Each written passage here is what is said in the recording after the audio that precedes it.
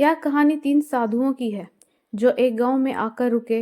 वे सादा जीवन जीने वाले लोग थे और आध्यात्मिक ज्ञान बांटने के लिए दूर दूर तक यात्रा करते थे। उनका स्वभाव ऐसा था कि जहां भी जाते वहां के लोग उनसे प्रेरणा पाकर अपने जीवन में कुछ अच्छा बदलाव लाने की कोशिश करते। पहला साधु विनम्रता का संदेश दिया।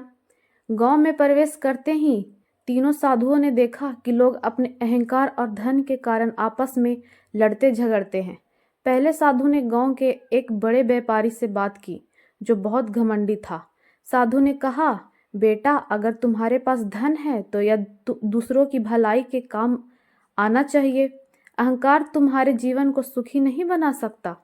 व्यापारी को साधु की बात बुरी लगी, लेकिन साधु ने शांत स्वर में समझाया, पानी झुके बिना पेड़ों की जड़ों तक नहीं पहुंचता और वैसे ही इंसान झुके बिना ज्ञान और सुख प्राप्त नहीं कर सकता। व्यापारी ने साधु की बात पर विचार किया और धीरे धीरे अपने व्यवहार में बदलाव लाने लगा। उसने जरूरतमंदों की मदद करना शुरू कर दिया और अपना अहंकार त्याग दिया। दूसरा साधु जो कि एकता का महत्व को समझाया।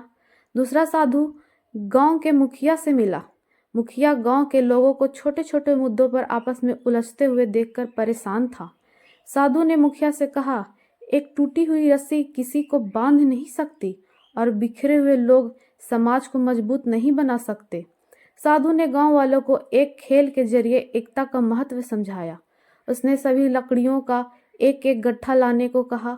फिर उसने उनसे कहा कि हर कोई एक एक लकड़ी तोड़ने की कोशिश करे। सभी ने आसानी से लकड़ी तोड़ दी। फिर साधु ने सभी लकड़ियों को एक साथ बांधकर तोड़ने को कहा। इस पर कोई भी बांध को नहीं तोड़ पाया। साधु ने कहा, अगर हम अकेले रहेंगे तो हमारे दुश्मन हमें आसानी से नुकसान पहुंचा सकते हैं, लेकिन अगर हम एकजुट रहेंगे तो हमारी ताकत दुगनी हो जाएगी। इस संदेश का असर यह हुआ कि गांव के लोग एक दूसरे के साथ अधिक मेलजोल रखने लगे और उनकी समस्याएं हल होने लगी। तीसरा साधु जो कि परिश्रम और संतोष का पाठ पढ़ाया।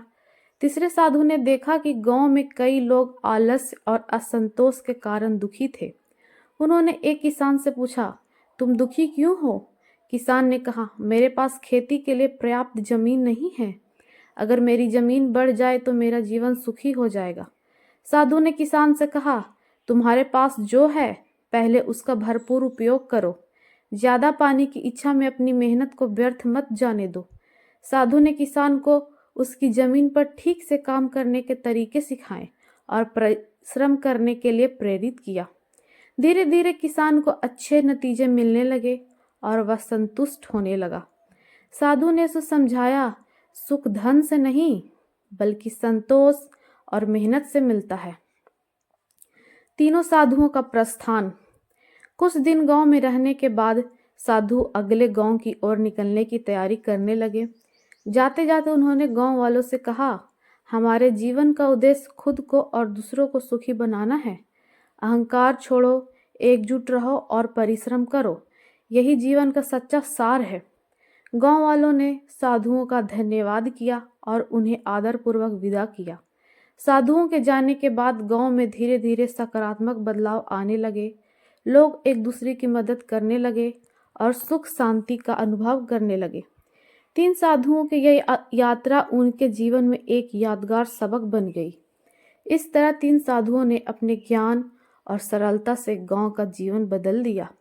उनकी सीख आज भी इस बात की प्रेरणा देती है कि विनम्रता, एकता, परिश्रम और संतोष का महत्व कितना बड़ा है।